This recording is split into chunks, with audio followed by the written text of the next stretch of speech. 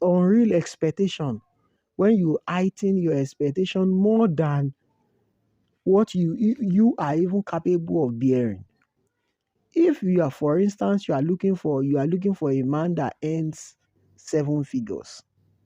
Believe me, if you stay with a man that earns seven figures for a week and you have not earned up to six figures and you are insisting on a man that earns seven figures, you can't actually live with that man because the kind of dedication it takes to earn seven figures, the kind of concentration it takes to earn seven figures, you that have never earned six figures, you can't live with that concentration.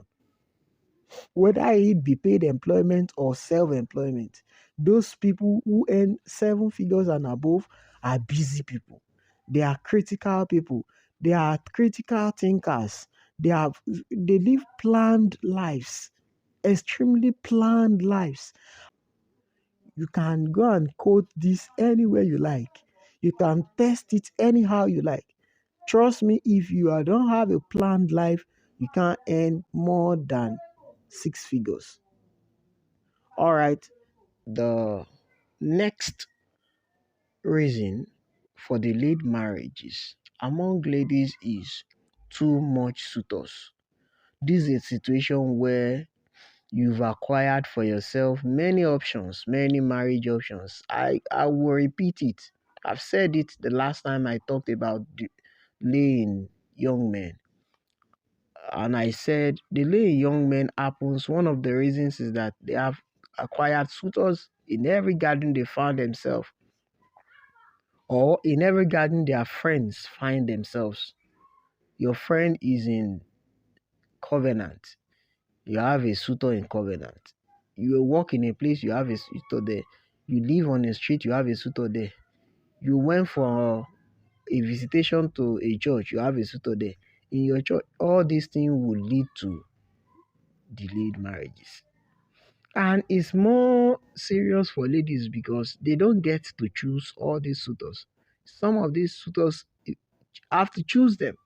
And because they choose them, many of them find it difficult to jettison the options that the guys are bringing. Some of the guys are coming with very, very juicy offers, and some of those offers are difficult to resist. It takes a strong will to say, hello, excuse me, can you just define where exactly you are going with this niceness? It's very good. Shortlist those you feel you won't need and put them in a position where you won't need them. By the time you continue to carry everybody along, it makes it difficult for you to actually choose one. And before you see the need to choose one, time has gone. You are already 33, 34, sometimes 35. And at that time, it's very, very, very late. Not just late in your physical life, but late medically. So avoid having to acquire for yourself too much suitors online. Learn how to respond to everyone online, especially male followers. Learn it. There is a skill to manage your social media presence that doesn't make you acquire for yourself unnecessary list of suitors. You have to learn it. You have to build yourself in the skill. Otherwise, you just acquire. In fact, as a matter of fact, some of these suitors you don't even know what they want. You can't tell. And by the time you acquire them, your prayer list is so long. And the people, some of you that even take lists to pastors, you confuse them even more because the list is so much. How come? How did you put yourself in a position where you acquire this number of people? Don't be fooled. It's not because you look so pretty. It's because you don't have enough boundaries. Don't give people yes impression every time,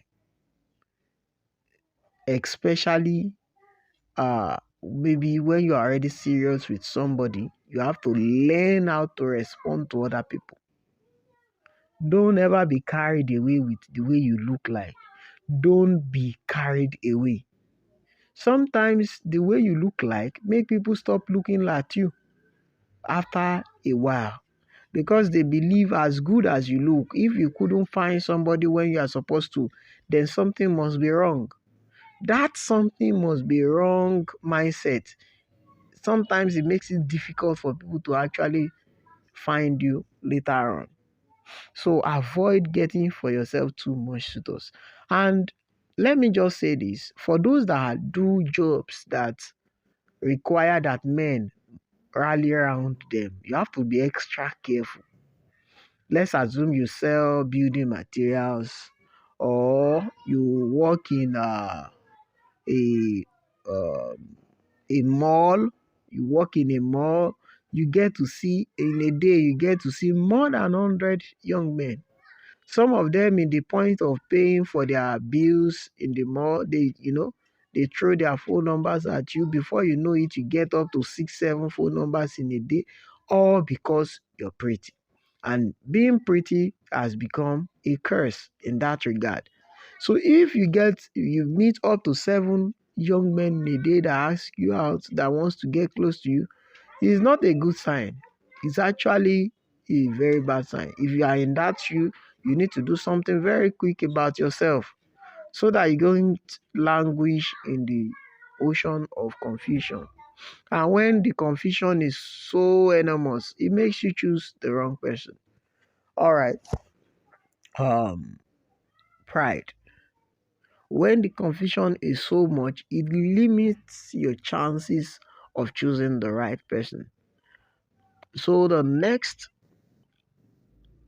point why ladies have late marriages is as a result of pride, seeing yourself more than what you actually estimate. Estimate yourself more than what you actually sum up to. Summing yourself more than what you actually are equal to. This is exactly how pride can be described. Maybe because you have 25,000 followers online. As a result of that, you see yourself as maybe bigger than what you actually look like. Sometimes it's not. As a matter of fact, sometimes you see yourself as sometimes even worthy, too much worthy for one particular young man. More worthier than a particular young man. And you see yourself in multiple layers.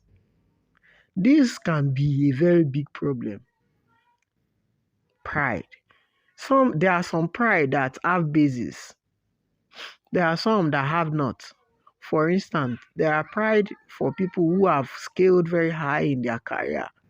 Let's assume you are still in your 20s, like in 25, 26, you're already a manager of an organization. You've risen to managerial level and you are not even 30 yet. You are still 26, 27, you're already part of directors.